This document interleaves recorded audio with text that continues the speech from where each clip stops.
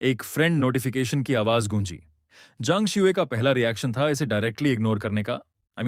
वो लिटरली जान मौत की सिचुएशन में खड़ी थी। ऐसे क्रिटिकल मोमेंट में किसके पास मैसेजेस चेक करने का टाइम था? लेकिन तभी उसकी नजर सेंडर के नाम पर पड़ी। सीनियर चू का मैसेज। जांग शिव के दिमाग में इंस्टेंटली बिजली सी कौंध गई। उसने बिना एक पल भी गंवाए नोटिफिकेशन ओपन किया। मैसेज एक्चुअली में काफी सिंपल था, बस एक गिफ्ट नोटिफिकेशन। चू फैन ने कोई प्राइवेट टेक्स्ट नहीं छोड़ा था और उसका एवेटार भी ग्रे था, मतलब वो क्लियरली ऑफलाइन हो चुका था और रेस्ट कर रहा था। जांग शिवे ने व्यू गिफ्ट पर क्लिक किया।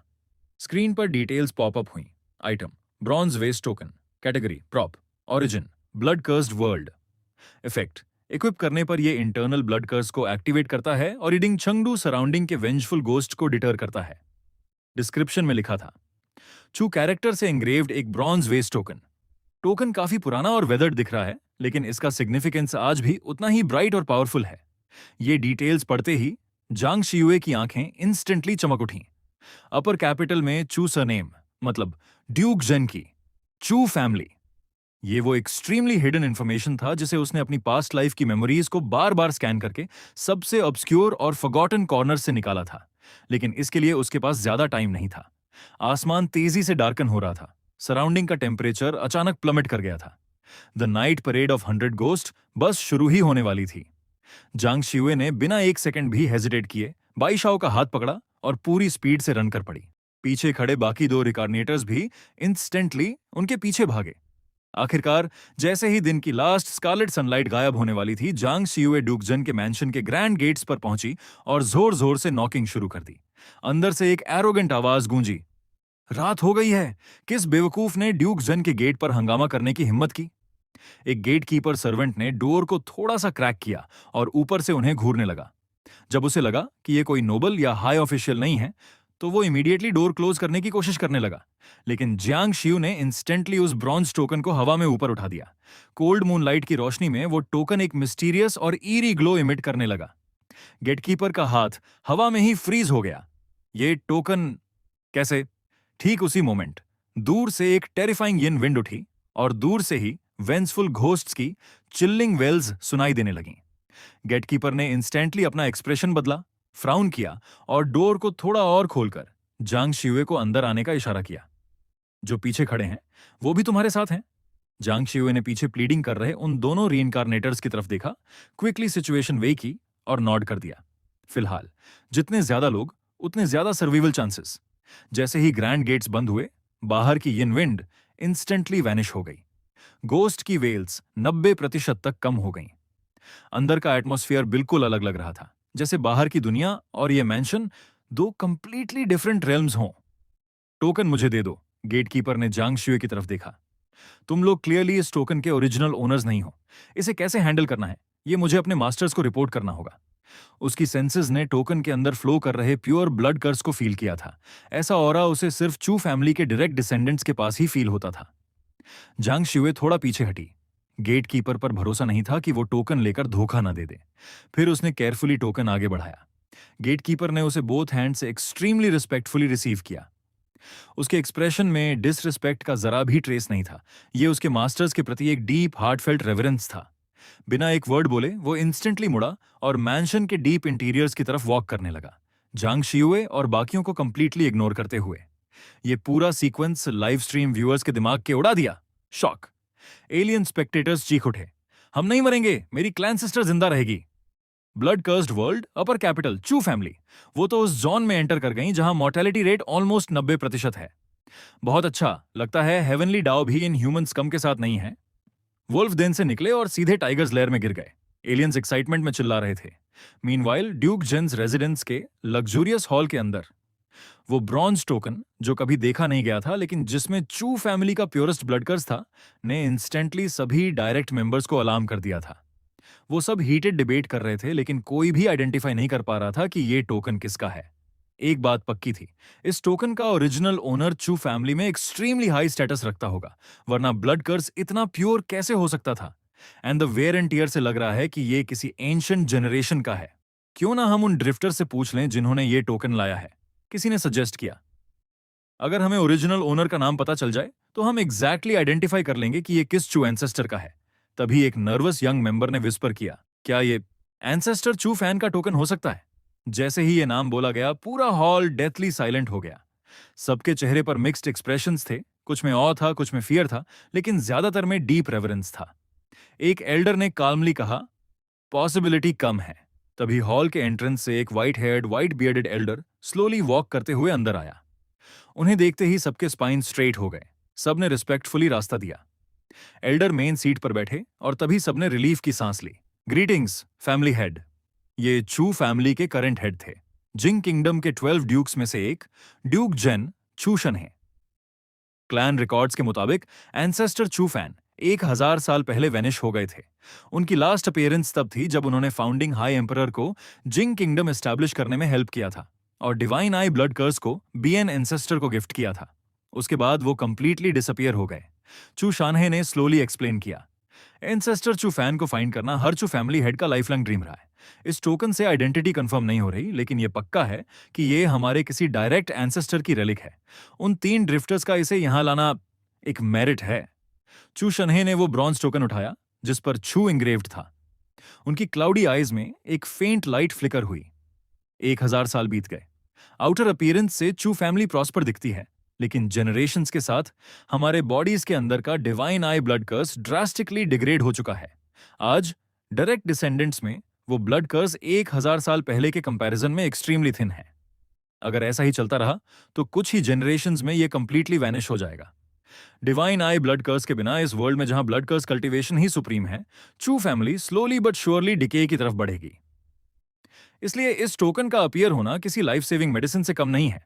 चू शनहे ने फर्मली ऑर्डर दिया, उन्हें वेल्थ रिवॉर्ड करो और यहां लाकर पूछताछ करो, लेकिन याद रखना रेकलेसली एक्ट मत करना। पूरी तरह क्लियर करो कि उसे ये टोकन कैसे मिला और ओरिजिनल ओनर से उसका क्या रिलेशन है। ये मैटर चू फैमिली के पूरे फ्यूचर से जुड़ा है। एक भी मिस्टेक अफोर्ड नहीं की जा सकती।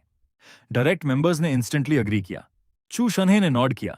अचानक उनकी एज्ड फॉरहेड पर एक वर्टिकल स्कारलेट ब्लड प्यूपिल खुल गया और बस एक सेकंड में वो साइलेंटली, बिना किसी ट्रेस के, वैनिश हो गए। चू फैमिली के मेंबर्स ने रिस्पेक्टफुल विस्पर्स में बातें शुरू कर दी। मीनवाइल जांग शियुए और बाकी लोगों को गेट कीपर स्टेबल की तरफ ले गया। वहां बैठकर सब आपस में इंफॉर्मेशन एक्सचेंज कर रहे थे। मेरा नाम हाइशी है, मर्फोक क्लैन से। ची रिफाइनिंग लेयर। 9, एक यंग गर्ल ने कहा, जिसके चेहरे पर फिश गिल्स थे और लंबे नीले बाल थे। जांग शियुए, अर्थ स्टार ह्यूमन क्लैन। ची रिफाइनिंग लेयर 4। जांग शियुए ने कंसाइज रिप्लाई दिया, कुछ डिटेल्स डिलिबरेटली हाइड करते हुए। ये एक सीनियर ने मुझे गिफ्ट किया था। मैं बाइशाओ, टाइगर क्लैन, ची रिफाइनिंग लेयर 4। ये मेरी फर्स्ट टाइम है ब्लड कर्स्ड वर्ल्ड में, मुझे कुछ भी पता नहीं। इतना कहकर उसने सरप्राइज से जांग शियुए की तरफ देखा। रुको, तुमने पहले कहा था कि तुम युएहुआ माउंटेन रेजिडेंस में गई थी, वो सच में हुआ था? बाइशाओ एडमिट कर रही थी कि उसे थोड़ी एनवी हो रही है। वो क्लासिक फीलिंग जब आप चाहती हैं कि आपकी सिस्टर स्ट्रगल ना करे, लेकिन साथ ही आप सीक्रेटली चाहती हैं कि वो लॉटरी जीत जाए। अरे बस एक फ्रेंड की वजह से थोड़ा सा लक मिल गया, जियांग शियू ने ऑनेस्टली कहा। लेकिन उसकी बात पूरी भी नहीं हुई थी कि स्टेबल के अंदर से एक डिस्कॉर्डेंट वॉइस गूंज उठी। तो वो सीनियर जिसके बारे में तुम बात कर रही हो, वो डेफिनेटली एक अच्छा इंसान नहीं है। एटमॉस्फेयर इंस्टेंटली फ्रीजिंग पॉइंट पर आ गया। जंग शियुए ने फ्राउन किया, उसकी आंखें कोल्ड हो गईं जब उसने स्पीकर की तरफ देखा। वो एक बेयर हेडेड मैन था। ची रिफाइनिंग लेयर 10 का कल्टीवेशन लेवल। जंग शियुए के हाथ में एक कोल्ड ग्लिंट फ्लैश हुई। वो ग्रैटिट्यूड में मानती थी। सीनियर चू ने उसकी जान बचाई थी, कैसे वो किसी को उनके बारे में इंसल्ट करने दे सकती थी। लेकिन बेयर हेडेड मैन ने बस एक लाइट स्नॉट किया। ची रिफाइनिंग लेयर 10 की टेरिफाइंग प्रेशर ने इंस्टेंटली ही जांग शियुए की गैदर्ड पावर को स्कैटर कर दिया। तुम्हें पता भी है कि यह जगह कहां है?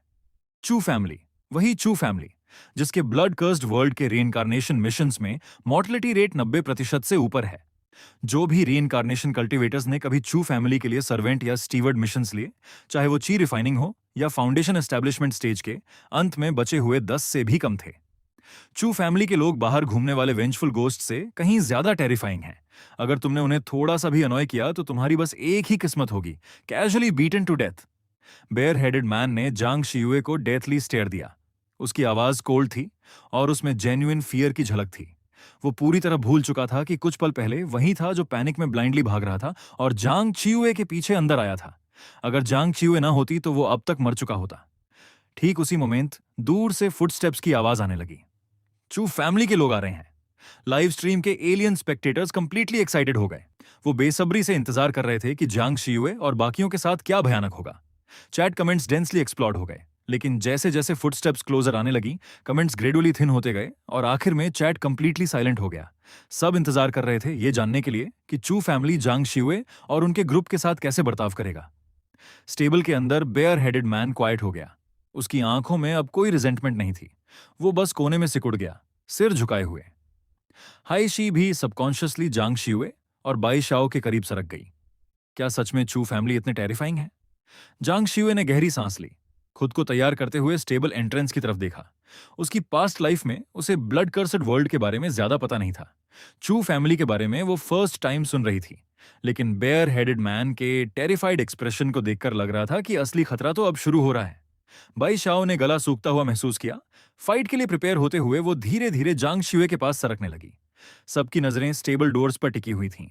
स्टेबल डोर्स जेंटली पुश हुए। एक stout arrogant looking middle aged man सबसे पहले उनके व्यू में आया। जैसे ही वो स्टेबल के अंदर आया, उसकी आंखों में अनमास्क्ड डिस्डेन और डिसगस्ट साफ दिख रहा था। और बस इतना ही नहीं, एक और ज्यादा डेंस फुटस्टेप्स की आवाज आई। एरोगेंट मिडिल एज्ड मैन के पीछे 10 ऐसे सर्वेंट्स, जिनमें से हर एक का कल्टीवेशन लेवल की रिफाइनिंग लेयर 10 था, रन करते हुए आए और रिस्पेक्टफुली स्टेबल के बाहर खड़े हो गए। की refining layer 10।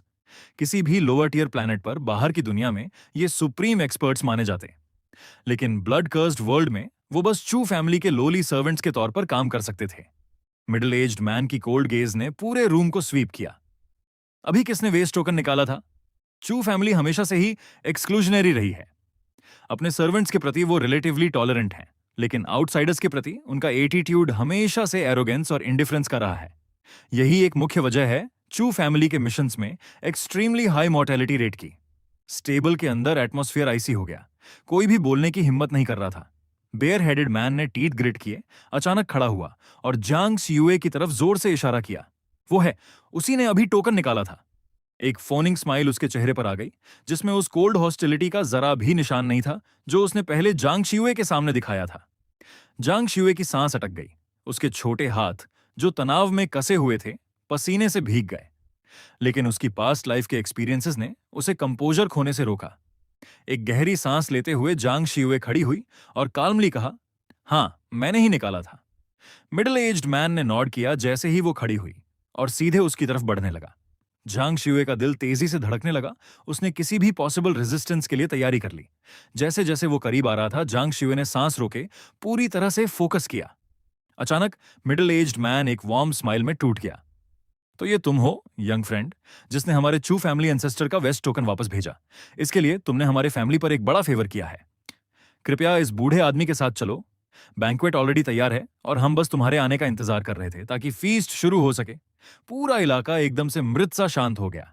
Bear headed man ने अटर डिसबिलीफ के साथ जांग शियुए और मिडिल एज्ड मैन की तरफ देखा, खासकर जब उसने मैन के चेहरे पर वो कंप्लीटली अनफेंट स्माइल देखा और उसकी बातें सुनी तो उसे अपने सिर में एक सडन रिंगिंग बज महसूस हुआ। हाई सी का छोटा सा सिर घूम रहा था जब उसने जांग शियुए की तरफ देखा और उसका शरीर ऑनेस्टली और भी करीब सरक गया। बैशाओ के सिर पर लगे टाइगर ईयर्स नर्वसली ट्विच करने लगे। जांग शियुए कंप्लीटली बिविल्डर्ड थी उस मैन के काइंड स्माइल को देखकर जिसके सामने वो खड़ी थी। क्या सच में नहीं कहा जाता था कि चू फैमिली के लोग अपर कैपिटल की रात के वेंजफुल गोस्ट्स से भी ज्यादा टेरिफाइंग होते हैं? क्या ये सब समझ में आ रहा था? क्या यंग फ्रेंड के मन में कोई और सवाल है? मिडिल एज्ड मैन ने फिर से पूछा जब जांग शियू ने रिस्पॉन्ड नहीं किया। उसने उसके आसपास खड़े लोगों की तरफ देखा। अपने दोस्तों के बारे में चिंता मत करो, हमारी चू फैमिली नेचुरली उन्हें अटमोस्ट हॉस्पिटैलिटी के साथ ट्रीट करेगी। जैसे ही उसने बात खत्म की, कई सर्वेंट्स आगे बढ़े और रिस्पेक्टफुली बाई शाओ और हाई सी को गाइड करने लगे। जांग शियुए कुछ देर के लिए स्टंड खड़ी रही, फिर आखिरकार वो अपनी स्थिति में वापस आई। उसकी पास्ट लाइफ के स्टॉर्म्स ने उसे क्विकली करंट सिचुएशन को ग्रास्प करने में मदद की और मैन की बातों से उसने एक shocking piece of information extract की। Senior Chu actually blood cursed world के अपर कैपिटल के चू फैमिली, ड्यूक जेन फैमिली के एक एंसेस्टर थे। एक high risk reincarnation small world में अपना नाम याद रखा जाना फाउंडेशन एस्टैब्लिशमेंट टाइटल से भी ज्यादा शॉकिंग था। जांग शियुए ने कॉर्नर में बैठे बेयर हेडेड मैन की तरफ स्लाइटली ग्लांस किया और कूली कहा, उस फ्रेंड के बारे में आपने शायद मिसअंडरस्टैंडिंग की है। मैं उसे बिल्कुल भी नहीं जानती। जांग शियुए कभी ग्रजेस नहीं रखती थी। वो उन्हें usually on the spot he settle कर देती थी, खासकर जब इस गाय ने अभी अभी सीनियर चू को इंसल्ट किया था। मिडिल एज्ड मैन ने स्माइल किया, कॉर्नर में सिकुड़े हुए बियर हेडेड मैन की तरफ देखा और कुछ और नहीं कहा। लेकिन बियर हेडेड मैन का सिर पहले ही जमीन पर लुढ़क चुका था। जिसने स्ट्राइक किया था वो वही चू फैमिली सर्वेंट था जो कुछ पल पहले उसके बगल में रिस्पेक्टफुल एक्सप्रेशन के साथ खड़ा था। क्या आप संतुष्ट हैं, यंग फ्रेंड? जांग शिवे के प्यूपल्स स्लाइटली कंट्रैक्ट हुए। प्रिजम्पचुअस एक्ट करने की हिम्मत नहीं करते हुए उसने क्विकली नॉट किया। चूंकि आप संतुष्ट हैं, तो कृपया मेरे साथ चलिए। मिडिल एज्ड मैन पहले स्टेबल से बाहर निकला। जांग शिवे ने बै शाओ की तरफ देखा, फिर मुड़ी और मैन के कदमों के साथ चल पड़ी।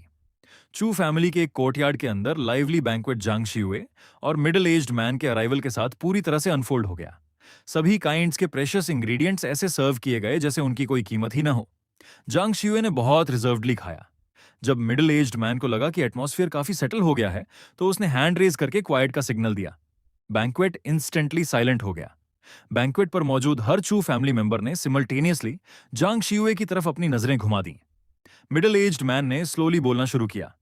मैं जानना चाहता हूं यंग फ्रेंड, क्या तुम मेरे एक स्मॉल क्वेश्चन का जवाब दे सकोगी? उस वेस्ट टोकन के बारे में, तुम्हें वो कैसे मिला और कहां से मिला?